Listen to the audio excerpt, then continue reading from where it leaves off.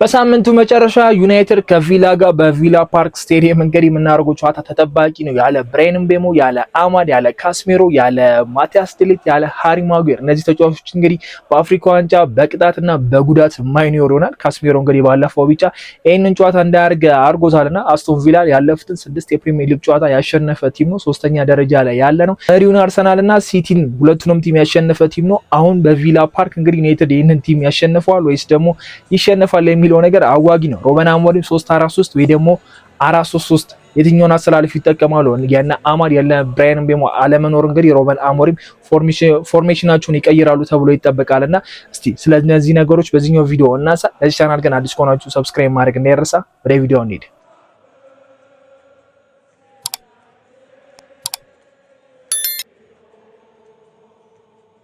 ከበርንማውዝ ጨዋታ በፊት እንግዲህ ብዙ ሲወራለት የነበረው ነገር ሩበን አሞሪም ፎርሜሽናቸውን ሊቀይሩ ነው ወደ 4-3-3 የሚል ዜናዎች በጣም በርከት ብሎ ነበር።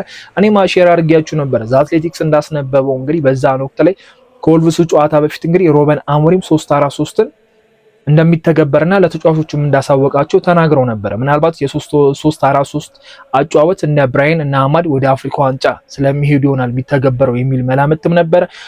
የበርንማውዝ ጨዋታ ላይ ይኖራልም ወይ ደግሞ በዛ አሰላልፍ ይገባል የሚል ጥርጣሬዎች ነበር። ግን ፎርሜሽኑ ሲወጣ 3-4-3 ነበር የወጣው። ግን በጨዋታ ላይ ስንመለከተው ኦልሞስት ዳሎ አራተኛ ተከላካይ ሆኖ ሲጫወት አይተነዋልና ሩበን አሞሪም ያንን ነገር በተወሰነ መልኩ የሞከሩበት ጨዋታ ነውና ቴስት ያደረግንበትም ነገር አለ። ስለዚህ ሩበን አሞሪም በመጨረሻም እንግዲህ ተገድዶ ቢሆን ወደ 4-3-3 አሰላለፍ የሚመጡበት የቪላው ጨዋታ በእነዚህ አይነት ፎርሜሽን ይመጣሉ ብዬ ማስበው ጨዋታ ነውና አማራጭም የላቸውም። ሁለት በቀኙ ሴር የሚያሰልፏቸው ተጫዋቾች እንግዲህ አማድና ብራያን ምቤሞ ስለማይኖሩ ቲሙን ባላንስ ለመስራት ለሳቸው አጫወት የሚሆን እንደነሱ የሚሆንላችሁ ስለሌለ ግዴታ ይህንን ነገር ሺፍት ማድረግና መቀየር ያለባችሁ ይመስለኛልና ተከላካያችንን ስንመለከት ሄቨን በዚህኛው ጨዋታ ስታርቲንግ ሌቨል ላይ ይጀምራል ብዬ አላሰብም። ሩበን አሞሪም ከባለፉት ስህተቶች ይማራል ብዬ የማስበው ነገር በሄቨን ጉዳይ ነውና ማርቲኔዝ አሁን ላይ በቂ የጨዋታ ጊዜ አግኝቷል። ስታርቲንግ ሌቨል ላይ የመጀመር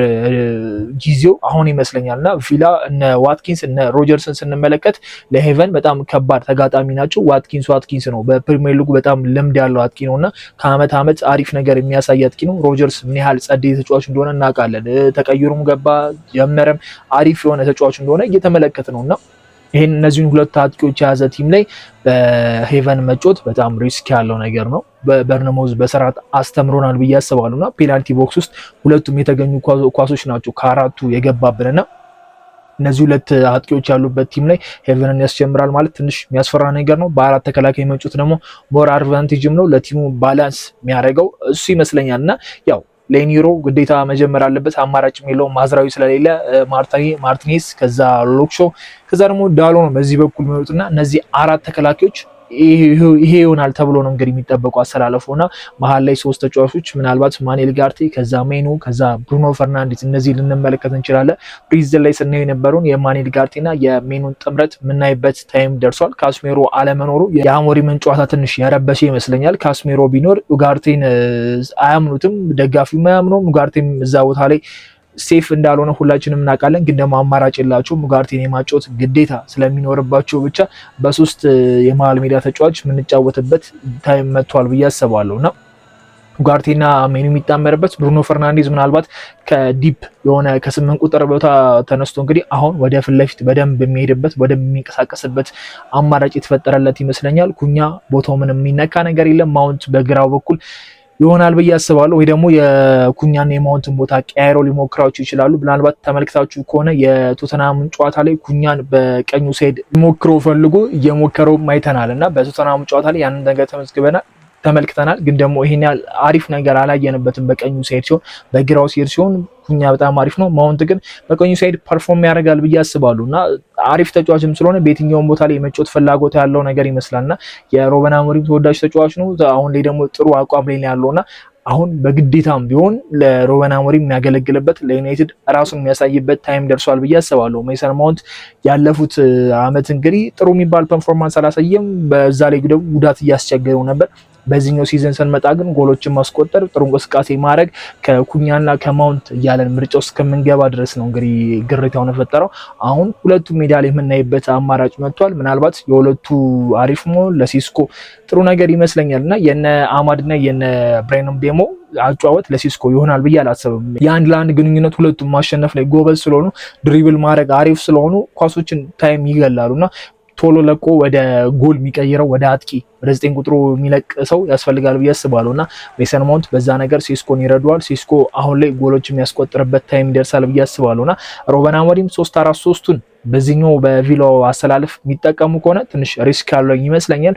አይኖ ዳሎን በዛ በኩል በአማድ በኩል ሊጠቀሙት ይችላሉ ወይ ደግሞ ሉክሾን ተጠቅመው ድጋሚ ሄቨንን እንደተከላካይ ሊያደርጉትም ይችላሉና ዶርጉም አለ ግን የሆነ የማይመስል ጨዋታ አለ እንትን ልንል እንችላለን። የማጥቃት ሂደታችን በጣም ቀነስ ነው የሚለውና በዳሎ ለማጥቃት አይመችም፣ ለመከላከሉ በጣም አሪፍ ነው። ዶርጉ በታችኛው በኩል ዶርጉ እንደምናውቀው ነው አሪፍ ፐርፎርማንስ የሚያሳይ ተጫዋች አይደለምና ሩበን አሞሪም ተገዶም ቢሆን ይሄንን ጨዋታ በ4-3-3 የሚጫወቱት ይመስለኛልና ከዚህ ሌላ ግምታዊ አሰላለፍ ሊኖር አይችልም።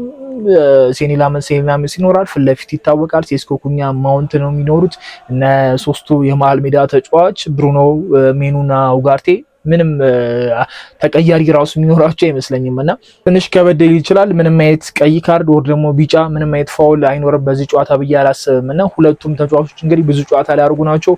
ድካም ይሰማቸዋል ብዬ አላሰብም። ኡጋርቴም ረጅም ታይም የተጫወተ አይደለም። ሜኑም ከስንት ደቂቆች ነው የተጫወተውና ሁለቱ ተጫዋቾች 90 ደቂቃ ወይ ደግሞ ፉል ታይም የሚያገኙበት የጨዋታ መርሃ ግብር ነው ብዬ አስባለሁና ሩበን አሞሪም ወደ 4-3-3 ይመጡበታል ተብሎ የሚገመተው ጨዋታ የቪላው ጨዋታ ነውና ቪላ ምን ሊያሳየን ይችላል የሚለው ሌላኛው ተጠባቂ ነገር ነው። 6 የፕሪሚየር ሊግ ጨዋታ ተከታታይ ማሸነፍ በፕሪሚየር ሊጉ ቀላል አይደለምና ለዛውም አርሰናል ሲቲንም ጨምሮ ማሸነፍ ደግሞ ከባድ ናቸውና ሊቨርፑል ነው በሚገርም ሁኔታ አንፊልድ ላይ ያሸነፈው። ተከታታይ የሆነ 8-7 ጨዋታዎች እንዳያሸነፍ ያደረጋቸው የሊቨርፑል መሀል ላይ መግባት ነው እንጂ ያላቸው ፐርፎርማንስ በጣም አሪፍ ነው። 6 ስላችሁ የፕሪሚየር ሊጉን ብቻ ነው። የዩሮፓ ሊግ ጨዋታዎችን ብንቆጥር በጣም ከፍ ይላልና 6 የፕሪሚየር ሊግ ቲሞችን ያሸነፈ ቲምን ነው ምንገጥመውና በዛ ላይ ደግሞ በስቴዲየም ነው። አሁን ዩናይትድ ምናልባት አድቫንቴጅ ሊኖረው ይችላል ብዬ የማስበው ነገር ከሜዳ ውጭ ያለን ቁጥር በጣም አሪፍ ሆናል። ሜዳችን ላይ አሁን 3 ነጥብ ካሳከን ራሱ ቆየን። የኤቨርተኑ ጨዋታ፣ የወልቭሱ ጨዋታ፣ በርነማውዝ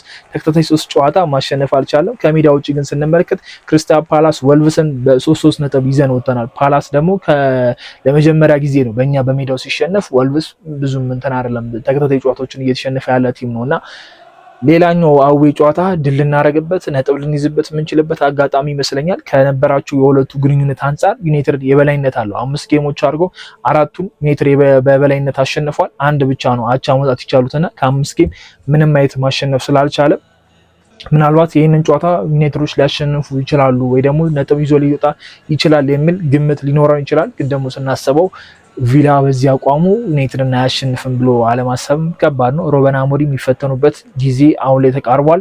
ይህንን ጨዋታ በጉዳት ተከላካዮቻቸውን ማጣታቸው ከዛ መሀል ሜዳ ላይ ደግሞ ካስሜሮን ቋሚ ተጫዋቹን ማጣቱ ትንሽ ይረብሹ ይችላል ብዬ አስባለሁና ይሄኛው ከባድ ጌም ነው። ከዛ ደግሞ ቀጥሎ ወደ ኒካስትል ነው የምንሄደውና አሁንም ቢሆን ብዙ ከቶፕ 4 እንደማይርቅ ጨዋታው ያሳያል። የእንግሊዝ ፕሪሚየር ሊግ በዚህ ሰዓት ላይ ነጥብ ሁሉም እየጣሉ ይገኛሉ። ሰንደርላንድ እና ብራይተን አብረው ተያይዘው ጥለዋል። ቼልሲን ስንመለከት በኒውካስትል ነጥብ ጥለዋል እና አሁንም ቢሆን ለዩናይትድ አመች የሆነ ጊዜ ላይ ነው። አሁን በአስቶን ቪላ ቢሸነፍ እንኳን ይሄን ያህል ጋፑ ሰፊ አይሆንበትም እና ግን ደግሞ ጨዋታውን የማሸነፍ እድል ሊኖረው ይችላል። አይታወቅም። ኳስ ነው፣ 90 ደቂቃ ያለ ነገር ነው። ከኋላ የመጡ ነገሮች ከዚህ በፊት የመጡት ነገሮች ምንም አይሰሩ። ዩናይትድ በኤቨርተንን ያሸንፋል ብሎ ብዙዎች ገምተው ነበሩ። ልክ በዛች ደቂቃ ውስጥ በ10 ምናምንኛ ደቂቃ ቀይ ካርድ ኤቨርተን ሲመለከቱ ዩናይትድ ይህንን ጨዋታ ያሸንፋል የሚል ግምት ነበር። ግን ደግሞ ዩናይትድ በዛ ጨዋታ ተሸንፏል። አሁን ከቪላ ሪከርድ አንጻር ደግሞ ዩናይትድ በዚህ ጨዋታ ይሸንፋል።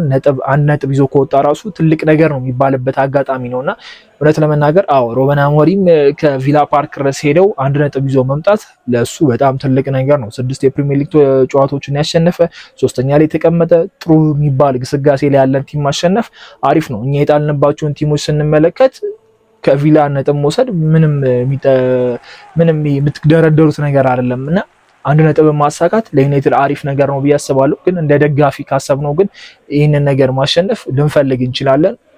ቢሸነፍ ራሱ መጥፎ ነው ብዬ አላስብም። ይሄን ያለ አይደለ በጣም የበላይነት ወስደውት በጣም ብዙ ጎሎች ተቆጥሮብን መሸነፉ ሊያስከፋ ይችላል።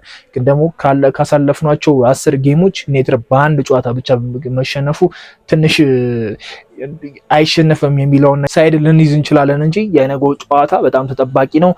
ሌላኛው የምጠብቀው ሞመንት የማርቲኔዝ ነው። ማርቲኔዝ ሁላችንም እንደምናውቀው ዩናይትድ ይዘዋወራል ተብሎ ሲጠበቅ እስከ መጨረሻው ቀን ድረስ የስልክ ልውውጥ ራሱ ከአሞሪም ጋር ነበረው። በጣም ሲጠብቃቸው ነበር። ከዛ በኋላ ነው ሴኒ ላመንስ ጋር ዩናይትዶች ያመሩትና ምናልባት ያ ቁጭት ለሱ ጥሩ ሞመንት ሊፈጥርለት ይችላል ብዬ የማስበው ተጫዋች ለማርቲኔዝ ነውና ልክ እንደ ፒክፎርድ ከኤቨርተን ጋር እንዳረግነው ጨዋታ ምናልባት ማርቲኔዝ ደምቆ የሚታይበት ጨዋታ ሊኖር ይችላል። አሪፍ የሚባሉ ሴቮችን ሊያደርግ ይችላል። ወይ ደግሞ በተቃራኒው እንኳንም ያላስፈረም ነው የሚያስብል ፐርፎርማንስ ሊያሳይንም ይችላል። ሴኒ ላመንስም እስቲ ምን ፐርፎርማንሶች ያሳያሉ ልክ እንደ በርነሞዙ 5ኛ ጎል እንዳይቆጠረብን እንዳረገ አይነት ሴቭ ያደርጋል ብዬ አስባለሁ። ፈርጉሰንም እንግዲህ አሞካሽተውታልና ሴኒ ላመንስ ጥሩ የሚባል እንትኖች እየተሰጠው ይመስለኛል በዚህ ሰዓት ላይና ለሱ ኮንፊደንስ በጣም አሪፍ ነው። ሩበን አሞሪም ትልቅ ጌም ነው የሚጠብቃቸው፣ በጣም ትልቅ ጌም። ይህንን ጨዋታ ማሸነፍ ለቡድኑ መንፈስ በጣም አሪፍ ነው። የተጫዋቾች የሉም ብለው ደጋፊዎች የሚያስቡት ነገር አለ። ቲሙ ራሱ ያለነ ብራይን ያለ አማድ እንዴት ነው የምንጫወተው የሚለው ነገር ትንሽ ጥያቄ ሊሆንባቸው ይችላል። በዛ ላይ ብራይን ነው የቲሙ ከፍተኛ ጎል አስቆጣሪ፣ አማድም አሲስት አድራጊ ነው፣ ጎልም አስቆጣሪ ነውና እነዚህ ሁለት ሰዎች ሳይኖሩ መጫወት በጣም ከባድ ነገር ይመስለኛል። ሴስኮን ስንመለከት 2 ጎል ነው ያለው። ማቲያስ ኩኛንም ስንመለከት ትንሽ ማውንት 3 ምናምን ያላቸውና ይሄን ያህል ቁጥር ያላቸው ተጫዋቾች አይደሉም። ከነ አማድና ከነ ብራይን ቤሞ ጋር ቢወዳደር ራሱ ቁጥር የላቸውምና ምርጥ የሚባሉትን ተጫዋቾች የፊት ለፊት መስመሩን አጥቷል። ዩናይትድ ደግሞ በዚህ ዓመት ጥሩ ጎኑ ፊት ለፊት ላይ ነበርና የኋላ ጎኑ እናውቀዋለን ምን ያህል ጎሎች እንደሚቆጠርበት።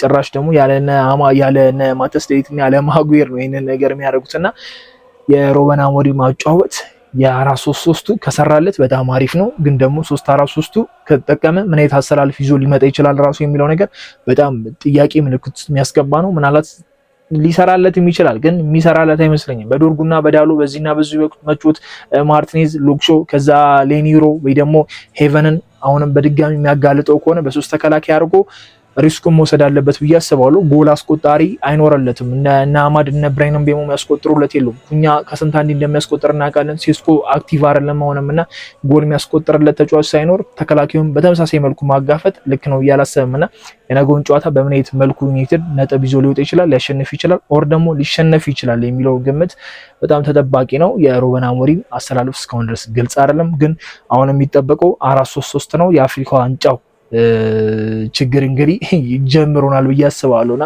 ምን ሊያሳይን ይችላል በጣም ተጠባቂ ነው። ያለ አማድ ያለ ብራይንም ቤሞ ያለ ካስሜሮ ያለ ማጉዌር ያለ ማቲያስ ዴሊት የመጀመሪያው ጨዋታችን የምናደርግ ይመስለኛልና ያው ድል ለክለባችን ማለት አይቀርም። ይሄንን ጨዋታ እስቲ ዩናይትድ ያሸንፋል ብላችሁ ካሰባችሁ ግምታችሁን አስቀምጡልኝ። ይሄንን ጨዋታ 2-1 እናሸንፋለን የሚል ግምት አለኝ። የእናንተ ኮሜንት ላይ አሳውቁኝ። እስከ ጨዋታው በኋላ ወይ ደግሞ የዝውውር ዜናዎች ከተሰሙ ማሳወቃችሁ ነው የሚሆነው። በቀጣይ ቪዲዮ እስከምንገናኝ መቻችሁ ቻው።